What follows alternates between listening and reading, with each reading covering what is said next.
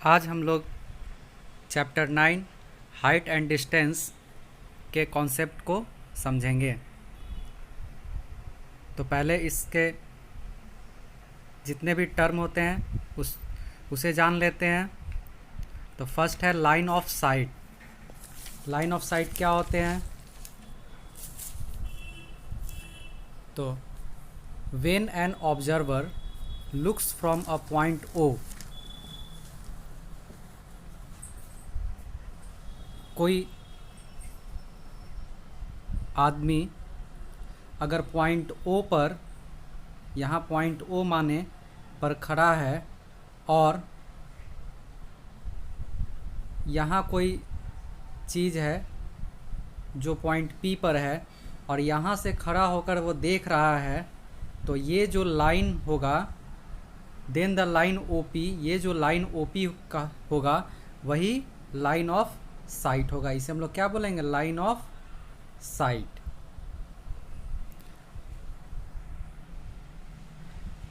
Second देखते हैं term angle of elevation.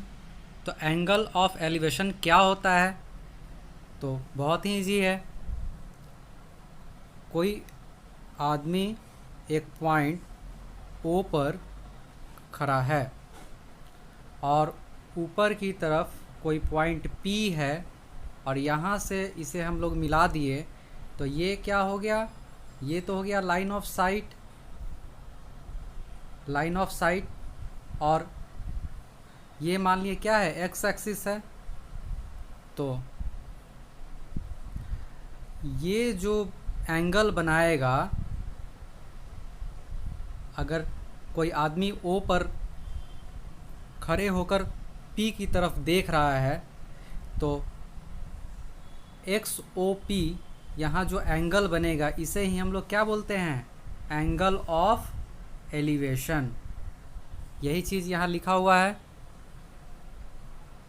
Suppose that from a point O you look up at an object P, यानी ऊपर की तरफ अगर ऑब्जेक्ट पी को अगर देख रहा है, placed above the level of your eye, then the angle which the line of sight makes with the horizontal line through O is called the angle of elevation of P as seen from O।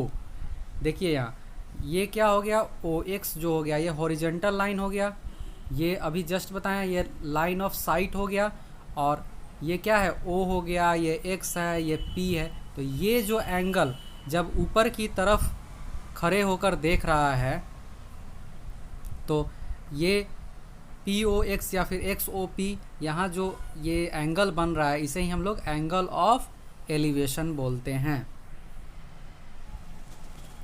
Next है क्या? Angle of depression. तो angle of depression क्या होता है? तो same चीज़ है, बस इसमें क्या है? कोई आदमी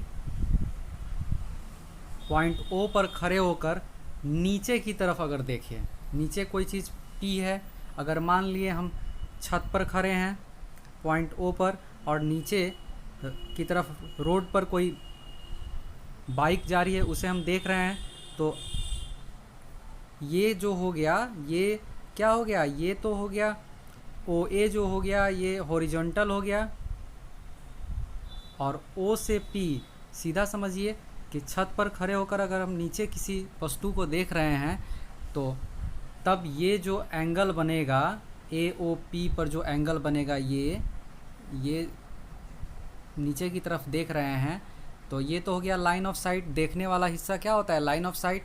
और ये क्या हो गया? हॉरिजॉन्टल लाइन हो गया। और यहाँ जो ये एंगल बन रहा है यही क्या है? Angle of depression. इसे हम लोग एंगल ऑफ डिप्रेशन बोलेंगे। अब हम लोग इस चैप्टर के कॉन्सेप्ट को कुछ एग्जाम्पल्स से समझते हैं। तो एग्जाम्पल्स क्या दिया हुआ है? A vertical pole stands on the level ground. एक वर्टिकल पोल जो है वो खड़ी है ग्राउंड पर। ये क्या हो गया? यहाँ देखिए ए बी जो है एक वर्टिकल पोल जो ग्राउंड पर सीधी खड़ी है 25 metre away from the foot. इस फुट जो हो गया ए जो हो गया ए पॉइंट, वो उस पोल का क्या हो गया, वो फुट से 25 मीटर अवे, 25 मीटर अवे यानी दूर from the foot of the pole, pole के फुट से 25 मीटर दूर। The angle of elevation of its top is found to be 60 degree. यहाँ पॉइंट ओ पर कोई आदमी खड़ा है और यहाँ से इस जो ए बी जो पोल है इसके टॉप को अगर देख रहा है तो यहाँ 60 डिग्री का क्या बन रहा है, एंगल बन रहा है। तो एंगल ऑफ एलिवेशन क्या हो गया, 60 degree. Find the height of the pole, यानी ए बी निकालना है। ए बी क्या हो गए, हाइट हो गए, ए बी हम लोग को निकालना है। सॉल्यूशन देखते हैं। Let A B the pole standing on a level ground and let O be the position of the observer. वही चीज़ लिखा हुआ है। ए बी क्या है, ए बी एक पोल है और ओ पॉइंट पर एक ऑब्जर्वर खड़े हैं, जो कि पॉइंट ए बी में ए जो है वो पोल का फुट है और बी जो है वो पोल का टॉप है, और पॉइंट ओ पर कोई व्यक्ति खड़े होकर बी पॉइंट पर यानी पोल के टॉप को देख रहे हैं। तो क्या हो गया, 60 डिग्री का एंगल उनसे उनके आँखों द्वारा बन रहा है। Then O A is equal to 25 metre. O A क्या हो गया, 25 मीटर, क्योंकि क्वेश्चन में कहा है कि उनके ये 25 metre from the foot of the pole, pole के फुट से 25 मीटर दूर वो व्यक्ति खड़े हैं। एंगल ओ ए बी यानी एंगल ए पर कितना बन रहा है, 90 डिग्री, क्योंकि जो पोल है वो सीधा है और यहाँ से जो देख रहे हैं वो उनकी आंखों पर 60 डिग्री बन रहा है। Angle A O B is equal to 60 degree, यानी ओ पर कितने बन रहे हैं, ओ पर 60 डिग्री बन रहे हैं। A B is equal to H metre. A B जो है एच मीटर हम लोग मान लिए, जो कि हमें ए बी ही निकालना है, तो मान लेते हैं कि यह एक एच मीटर है। अब यह एक क्या बन रहा है, एक राइट ट्रायंगल बन रहा है। O A B we have,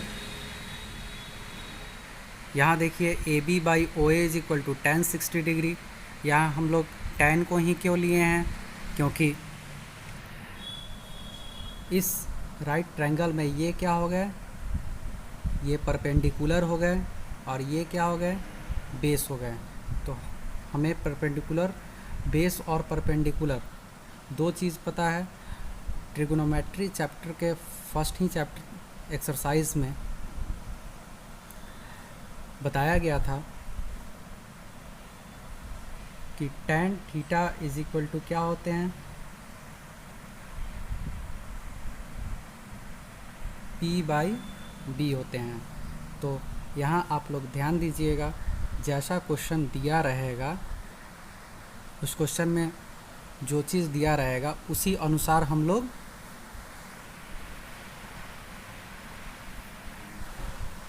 value put करते हैं। अगर यहाँ किसी क्वेश्चन में अगर ये हाइपोटेनस दे दिया रहा है, एच दे दिया रहा है और बेस दे दिया रहा है, तो हम लोग एच, हाइपोटेनस और बेस किस में आते हैं, तो या तो कॉस थीटा में आते हैं या फिर सेक थीटा में आते हैं। फिर अगर किसी क्वेश्चन में परपेंडिकुलर दे दिया रहा है और हाइपोटेनस दे दिया रहा है, तो या तो वो साइन थीटा में आते हैं या फिर कॉसेक थीटा में आते हैं। Sine theta is equal to क्या होते हैं, P बाई एच होते हैं। Cosec theta is equal to क्या होते हैं, H बाई P होते हैं। वैसे ही cos theta is equal to क्या होते हैं, B बाई एच होते हैं, या फिर sec theta is equal to क्या होते हैं, H बाई बी होते हैं। तो यहाँ हम लोगों को फॉर्मूला वही यूज करना है क्वेश्चन के अनुसार देखकर कि इसमें क्या दिया हुआ है और उसमें कौन सा फॉर्मूला लग सकता है। यहाँ पर देखिए ये एच है, सॉरी ये परपेंडिकुलर है और ये क्या है, बेस है। तो परपेंडिकुलर और बेस tan थीटा में आते हैं, तो हम लोग यहाँ tan थीटा का यूज़ किए हैं। A B by O A is equal to tan 60 degree. यहाँ एंगल ऑफ एलिवेशन कितने हो गए 60 डिग्री, तो A B is equal to H, O A is equal to 25 is equal to tan 60 का मान कितने होते हैं √3, तो √3, फिर इसे हम लोग क्रॉस मल्टीप्लिकेशन किए हैं, तो h इज इक्वल टू क्या हो गया 25 √3, तो इज इक्वल टू 25 इंटू 1.732।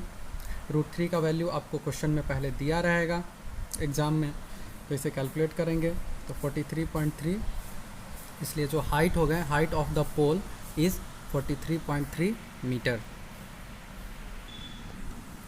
अब हम लोग नेक्स्ट एग्जाम्पल को देखते हैं। The angle of elevation of a ladder leaning against a wall is 60 degree. एक जो लैडर है उसे हम लोग क्या किए हैं वॉल से 60 डिग्री के एंगल पर रखे हैं। जैसे हम लोग कोई बांस वॉल से क्या करते हैं ऐसे रख देते हैं, वही चीज़ यहाँ कह रहा है। तो ये क्या हो गया, ये हो गए A B is equal to wall मान लिए, और ये क्या हो गए एक लैडर ऐसे रखे हैं, और the foot of the ladder is 9.5 metres away from the wall. Foot जो है लैडर का, ये देखिए ओ जो हो गया ये लैडर, ओ पॉइंट लैडर के फुट हो गए, ए पॉइंट क्या हो गए वॉल के फुट हो गए। तो क्वेश्चन कह रहा है the foot of the ladder is 9.5 metre away from the wall. Wall के फुट से ये लैडर का फुट की दूरी कितनी होगी 9.5 metre. Find the length of the ladder, यानी जो हम लोग बांस ऐसे करके जो लगाए हैं इसका लेंथ निकालना है। तो ये क्या हो गए, ये राइट ट्रायंगल क्या हो गए ओ ए बी हो गए। यहाँ देखिए ये क्या हो गए हाइपोटेनस हो गए, ये बेस हो गए, और ये क्या हो गए ये आपका परपेंडिकुलर हो गए। तो इसमें क्या क्या दिया हुआ है, इसमें हाइपोटेनस x माने हुए हैं, और बेस यानी हाइपोटेनस और बेस किस में आता है, तो हाइपोटेनस और बेस या तो कॉस थीटा में आता है। Cos theta is equal to क्या होता है b बाई एच यानी बेस बाई हाइपोटेनस, या फिर सेक थीटा में आता है क्या होता है h बाई बी। तो यहाँ हम लोग देखते हैं वही चीज़ लिखा हुआ है, यहाँ ये सब लिखा हुआ है वही चीज़ देख लीजिएगा। From right triangle O A B we have O B, देखिए O B by O A यानी hypotenuse by base is equal to sec 60 degree, चूँकि यहाँ एंगल कितने बन रहे हैं 60 डिग्री बन रहे हैं, यानी hypotenuse by base is equal to sec theta. तो सेक 60 लिख दिया, थीटा की जगह 60 degree is equal to sec 60 का वैल्यू कितना होता है 2 होता है। तो ओ बी का वैल्यू x बाई ओ ए का वैल्यू 9.5 इज इक्वल टू 2। इसे हम लोग क्या किए, इसे हम लोग क्रॉस मल्टीप्लिकेशन करेंगे तो x का वैल्यू 19 आ गया, इसलिए length of the ladder is 19 metre. ये लैडर का जो लेंथ है ये कितने हो गए 19 मीटर हो गए। हमेशा याद रखिएगा कि जैसा क्वेश्चन दिया रहेगा वैसे ही फॉर्मूला का यूज करेंगे। एक्सरसाइज इसके ट्रिग्नोमेट्री के फर्स्ट एक्सरसाइज में ही हम लोग पढ़े हुए हैं, sine theta is equal to p by H, cos theta is equal to b by H, tan theta is equal to p by B, फिर cosec theta is equal to h by P, sec theta is equal to h by B, और cot theta is equal to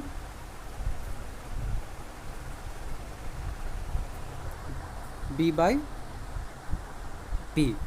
तो इसमें जो भी दिया हुआ है उस अनुसार ही हम लोग फॉर्मूला का यूज़ करेंगे। इसमें आप लोग देख लीजिएगा क्या दिया हुआ है, उस अनुसार ही हम फॉर्मूला का यूज कीजिएगा। नेक्स्ट क्वेश्चन देखते हैं। A person standing on the bank of a river observes that the angle of elevation of the top of a tree standing on the opposite bank is 60 degree. एक आदमी खड़े हैं standing on the bank of the river, एक नदी के किनारे खड़े हैं और वो क्या देख रहे हैं, that the angle of elevation of the top of a tree standing on the opposite bank of is 60 degree. वो देखते हैं कि नदी के उस किनारे एक ट्री लगी हुई है और उस ट्री के टॉप को वो नदी के इस किनारे से देखते हैं तो एंगल ऑफ एलिवेशन उनका 60 डिग्री हो जाता है। व्हेन ई मूव्स, जब वो मूव करते हैं 30 metres away from the bank, 30 metre वो नदी के इस किनारे से पीछे की तरफ मूव करते हैं तो he finds the angle of elevation to be 30 degree. वो क्या फाइंड करते हैं कि जो नदी के उस किनारे पर जो ट्री लगी हुई है उसके टॉप को जब देखते हैं 30 मीटर इस किनारे से पीछे होकर, तब उनका क्या हो जाता है, 30 डिग्री एंगल ऑफ एलिवेशन उनका हो जाता है। Find the height of the tree and the width of the tree, तो इस ट्री का हाइट निकालना है और विड्थ ऑफ द रिवर, और रिवर की चौड़ाई निकालनी है। तो इस क्वेश्चन को हम लोग देखते हैं। देखिए क्या मानते हैं, देखिए इस ए बी को क्या माने, ट्री माने, और ये ए सी जो है, ए सी हम लोग मानते हैं ये रिवर की चौड़ाई है। तो पॉइंट जो ए है, ए एक किनारा हो गया, सी दूसरा किनारा हो गया। तो फर्स्ट कंडीशन में क्या है, वो इस किनारे से देखते हैं ट्री को, ट्री क्या हो गए, ए बी जो हो गए ये ट्री हो गए, तो बी ट्री का टॉप साइड हो गए। तो इस किनारे पर, ए किनारे पर ट्री लगे हैं और सी किनारे पर, नदी के सी किनारे पर क्या है, इस किनारे पर वो व्यक्ति देख रहे हैं। तो यहाँ से जब देखते हैं तो 60 डिग्री का एंगल बनता है, एंगल ऑफ एलिवेशन 60 डिग्री होता है। फिर अगेन क्या होते हैं, फिर क्वेश्चन क्या है कि वो सी पॉइंट से 30 मीटर पीछे चले आते हैं, वो डी पॉइंट पर चले आते हैं आदमी। फिर यही जो ट्री है उसके टॉप को यहाँ से खड़े होकर देखते हैं, तब ये 30 डिग्री हो जा रहा है। तो क्या कह रहा है क्वेश्चन पूछ रहा है कि आप यह जो पेड़ ए बी है इसको निकालिए, इसका हाइट निकालिए, और जो नदी जो है वो ए सी है, इधर नदी नहीं है, वो सिर्फ ए सी नदी है, तो इसकी चौड़ाई आप निकालिए। तो वही चीज़ यहाँ लिखा हुआ है, सब चीज़ यहाँ वही चीज़ लिखा हुआ है जो अभी समझाए हैं। तो देखिए यहाँ पर क्या दिया हुआ है, यहाँ पर फिर आपको क्या दिया हुआ है, यहाँ आपका हाइट दे दिया है, हाइट, और ये जो है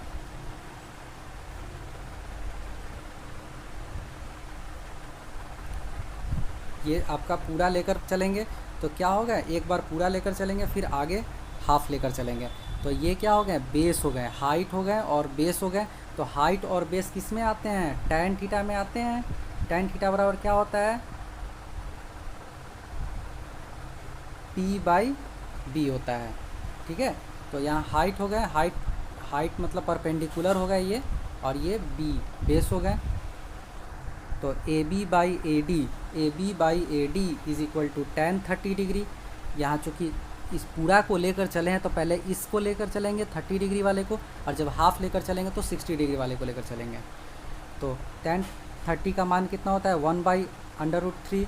तो AB इज इक्वल टू क्या माने हुए हैं, H, तो H/30 प्लस X। देखिए यहाँ ये जो है CD का दूरी जो है 30 हो गया और AC का दूरी क्या हो गया, X हो गया। तो दोनों को ऐड करेंगे तो 30 प्लस X हो जाएगा। 30 plus X is equal to tan 30 का वैल्यू डाल दिए 1/√3।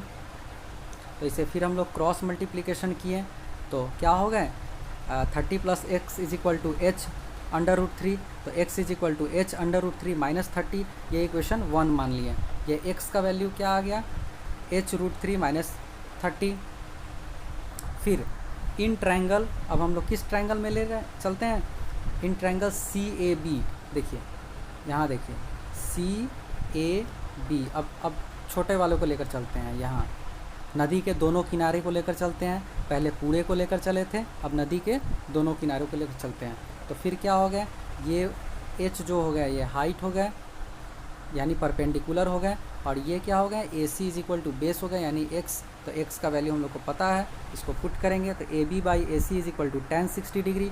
यहाँ एंगल ऑफ एलिवेशन क्या लेंगे, 60 डिग्री। यहाँ जब परपेंडिकुलर और बेस पता है तो फिर tan थीटा ही लेंगे, और tan थीटा का वैल्यू यहाँ 60 डिग्री हो जाएंगे। तो AB/AC is equal to tan 60 degree is equal to √3। tan 60 का वैल्यू √3 होता है। तो AB इज इक्वल टू क्या हो गया, यहाँ देखिए AB is equal to h हो गया, और AC इज इक्वल टू क्या हो गया, x। h/x is equal to √3। तो x इज इक्वल टू क्या हो जाएंगे, h/√3 हो जाएंगे। तो from equation 1 and 2 we have, एक बार x का वैल्यू क्या है, h√3 माइनस 30। फिर एक बार x का वैल्यू क्या है, h/√3।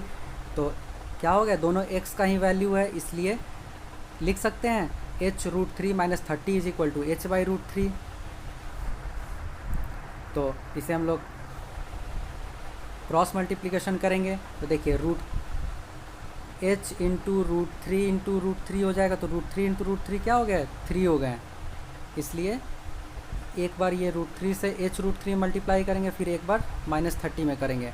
तो √3 इंटू √3 क्या हो गए, 3 हो गए, और h का h रह गए यहाँ, माइनस का माइनस, और 30 में √3 से करेंगे तो 30√3 इज इक्वल टू h।